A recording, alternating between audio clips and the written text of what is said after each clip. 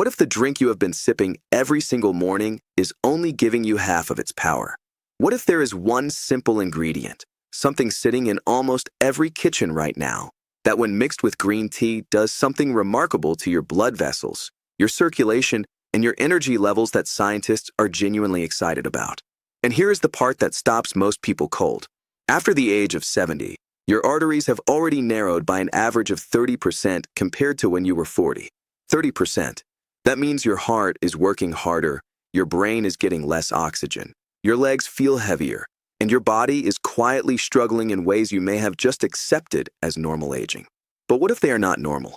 What if some of what you are feeling right now is simply a circulation problem? And what if a warm cup of the right combination could start reversing that process this week? Hello and welcome. I am so glad you found this video today because what we are going to talk about in the next 20 minutes could genuinely change the way you think about your health, your mornings, and your body. I have spent years working with patients in their 60s, 70s, and 80s, people who came to me exhausted, cold in their hands and feet, foggy in their thinking, and convinced that this was just what getting older felt like. And in many cases, the conversation that changed everything for them started with something as simple as what they were putting in their morning cup. Today, I am going to take you deep into the science of green tea, what it actually does inside your blood vessels, and more importantly, which specific ingredients, when combined with it, can amplify its benefits in ways that most people never hear about from their doctors. We are going to talk about blood flow, inflammation, arterial health, and the quiet epidemic of poor circulation that affects hundreds of millions of people over the age of 60 around the world. I am going to share real stories from patients, explain the science in plain language, and give you practical advice you can start using today. By the end of this video, you will never look at your morning tea the same way again. Let us start at the very beginning. Let us talk about what happens to your blood vessels as you age, because most people have never had this explained to them clearly, and once you understand it, everything else we talk about today will make perfect sense. Your circulatory system is roughly 60,000 miles of blood vessels. 60,000 miles. If you stretch them all end to end, they would wrap around the earth more than twice. Every single moment of every single day, your heart is pushing blood through this extraordinary network, delivering oxygen and nutrients to every cell in your body, from the tips of your fingers to the deepest part of your brain. When this system works well, you feel it. You feel warm, sharp, energetic, and alive. When it starts to struggle, you feel that too, even if you cannot name exactly what is wrong. Now here is what begins to happen as we move through our 50s, 60s, and 70s. The walls of your arteries, which are meant to be smooth, flexible, and responsive, begin to change. A process called endothelial dysfunction starts to take hold. The endothelium is a thin layer of cells lining the inside of every blood vessel in your body, and it is one of the most important tissues you have never heard of. These cells produce a molecule called nitric oxide, and nitric oxide is essentially the signal your blood vessels use to relax and widen. When you need more blood flow, nitric oxide tells your vessels to open up. When endothelial cells are healthy, this works beautifully, but when they are inflamed, when they are damaged by decades of oxidative stress, poor diet, or simply the passage of time, they produce less nitric oxide. Your vessels become stiffer.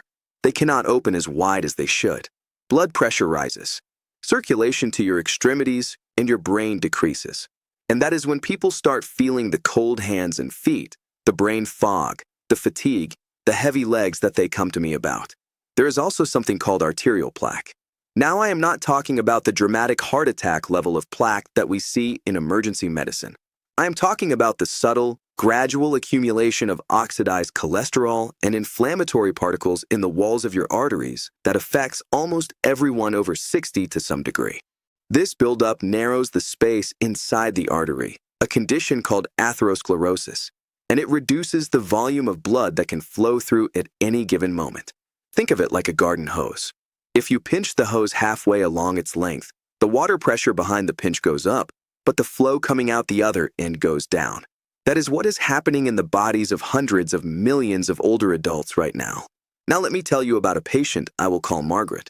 Margaret came to see me when she was 73.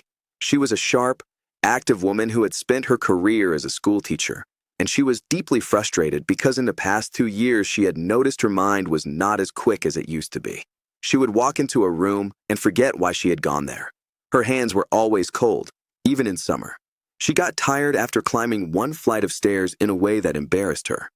Her blood pressure was elevated, but not dramatically so, and every test she had done came back in the acceptable range. Her previous doctor had essentially told her this was normal aging. She did not believe that, and I am glad she did not, because it was not. When we sat down and really looked at her lifestyle, one of the first things I noticed was that Margaret was a dedicated green tea drinker. 2 cups every morning for nearly 15 years. She had read that it was good for her heart, and she had committed to it faithfully. And she was right that green tea is genuinely powerful.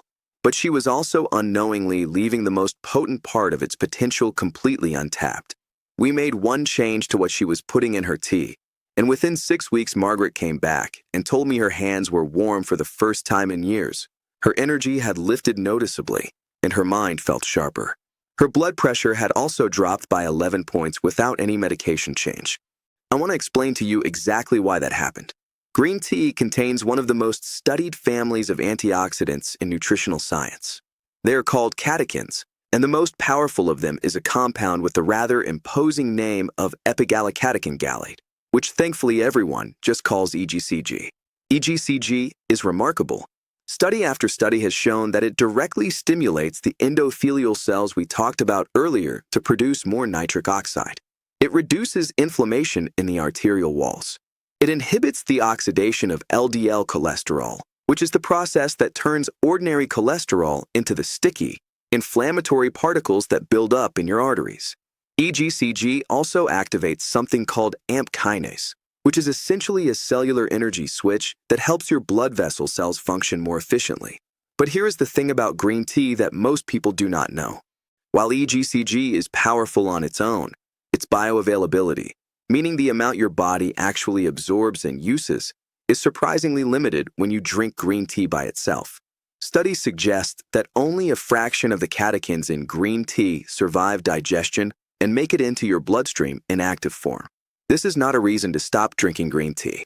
It is a reason to be smarter about how you drink it. And this is where the combination becomes extraordinary. The first and perhaps most important thing you can mix with green tea is fresh ginger. Not ginger powder, not ginger candy, but real fresh ginger root, grated or sliced and steeped right in the cup.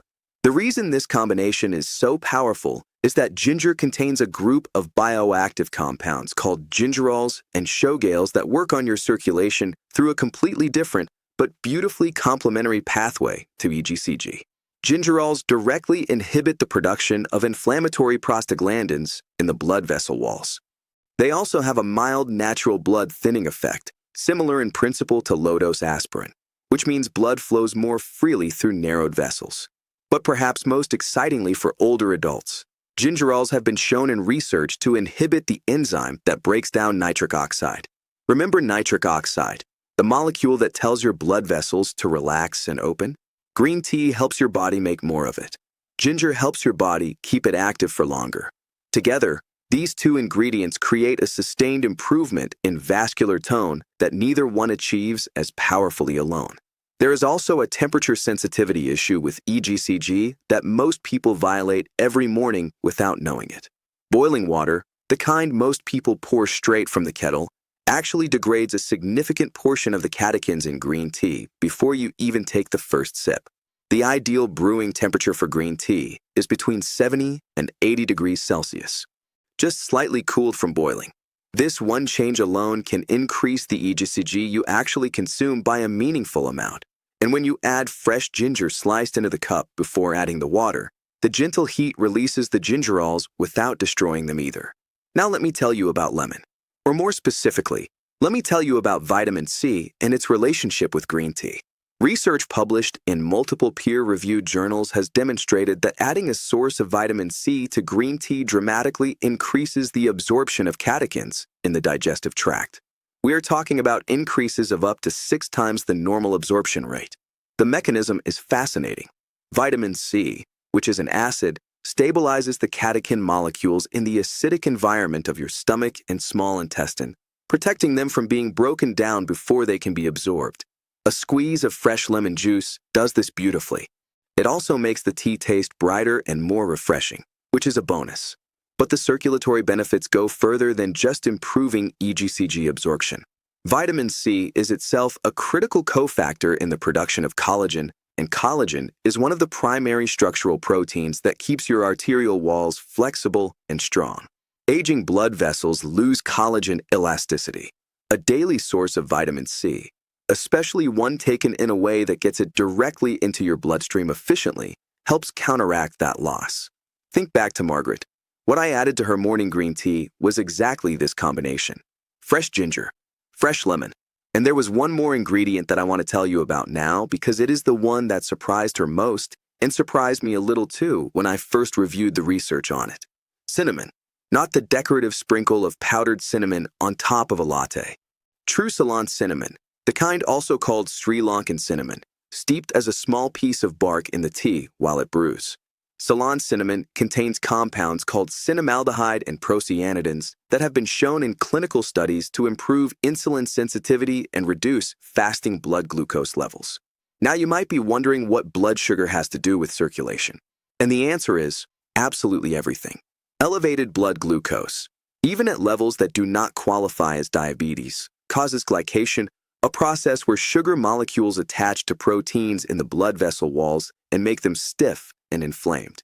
This is one of the primary mechanisms through which prediabetes and metabolic syndrome damage circulation years or even decades before a formal diagnosis is made. Ceylon cinnamon interrupts this process. It also has direct anti-inflammatory effects on endothelial cells and has been shown to lower LDL cholesterol and triglycerides in multiple randomized controlled trials. When you add a small piece of Ceylon cinnamon to your green tea and ginger and lemon combination, you are addressing circulation from 3 completely different angles simultaneously. You are boosting nitric oxide production, preserving nitric oxide activity, protecting your catechins from digestive breakdown, supporting arterial collagen, and reducing the glycation damage that silently stiffens blood vessels for decades. Margaret called this her morning medicine, and I think that is exactly the right way to think about it. Let me now walk you through exactly how to make this combination work for you, starting today, with explanations for why each step matters. The first thing to do is choose your green tea wisely. Not all green teas are equal in EGCG content. Japanese green teas, particularly matcha and suncha, tend to have significantly higher catechin levels than Chinese green teas or green tea bags of unknown origin. If you can use loose-leaf suncha or high-quality matcha, do so. If you can only access tea bags, choose a reputable brand that states the country of origin. This matters because the processing method and growing conditions dramatically affect the final catechin concentration. The second thing is temperature. I want you to boil your water and then let it sit for 3 to 4 minutes before pouring it over your tea. This brings it to approximately the right range. Do not skip this step.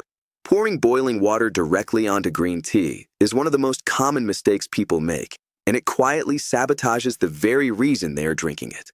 The third thing is preparation. Take a piece of fresh ginger about the size of your thumbnail, slice or grate it, and place it in your cup before you add the tea and water. A small piece of Ceylon cinnamon bark, perhaps 2 to 3 centimeters long, goes in at the same time. Let everything steep together for 3 to 5 minutes.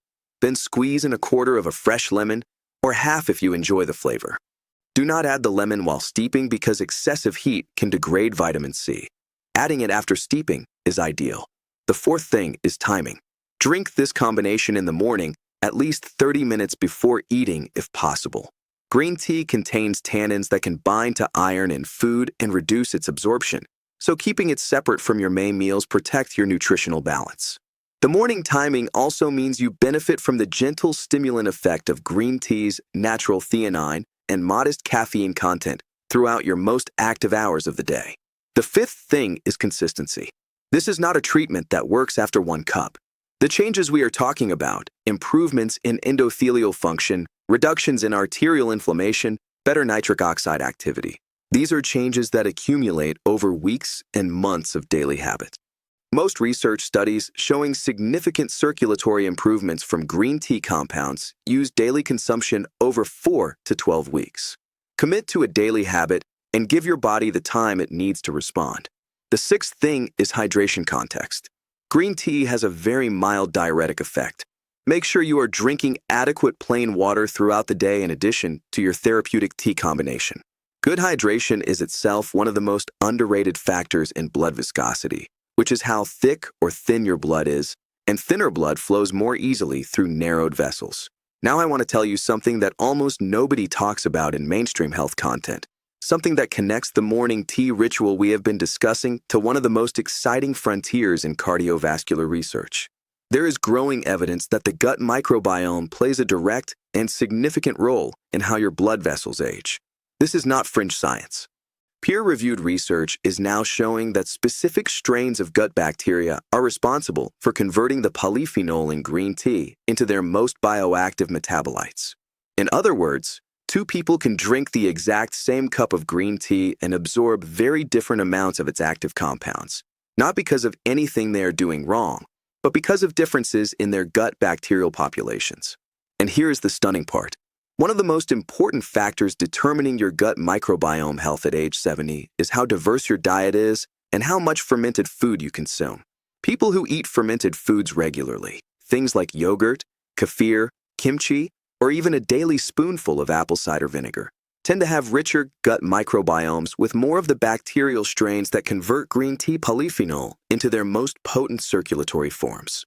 This means that if you add a small daily serving of a fermented food to your routine alongside your morning tea combination, you are not just adding another healthy habit. You are actually upgrading the effectiveness of the green tea habit you have already established. You are giving your gut the bacterial tools it needs to get the most out of every single cup. This connection between gut health and vascular health is one of the most exciting areas of medicine right now, and the practical implication is wonderfully simple. Eat a little fermented food every day and let your gut do the rest of the work that we have covered a tremendous amount of territory today. And I want to leave you with the single most important idea to carry forward from everything we have discussed. Your blood vessels are not simply passive pipes. They are living, responsive, intelligent tissue that is constantly adapting to the signals you send it. Every morning, with every cup of tea, you are sending a signal. The question is whether that signal is saying maintain the status quo or actively repair and regenerate. The combination we talked about today, green tea with fresh ginger, fresh lemon, and Ceylon cinnamon, sends a clear regenerative signal. It boosts nitric oxide, reduces inflammation, protects arterial collagen, improves catechin absorption, and addresses the glycation damage that quietly ages your blood vessels from the inside. It is not magic. It is biochemistry, and it is available to you starting tomorrow morning. Margaret is now 76. She still drinks her morning combination every single day. She recently told me she feels more physically capable at 76 than she did at 72, and she attributes a meaningful part of that to understanding that her body still responds, still heals, still adapts, when she gives it what it needs. That possibility is available to every single person watching this video right now. Your biology has not given up on you. Please do not give up on it. If this video gave you something valuable today, I would genuinely love for you to hit the like button. It takes 1 second, and it helps this information reach more people who need it. If you want to see more content like this, please subscribe to the channel because we go deep on topics like this every week in a way that your doctor appointment simply does not have time to. And please leave a comment below telling me what health topic you want me to cover next. I read every single comment, and your suggestions shape what we create. Tell me what you are dealing with, what you are curious about, what your doctor has not explained clearly enough. Your questions matter here. The best investment you will ever make is understanding your own body. Now go make yourself a better cup of tea.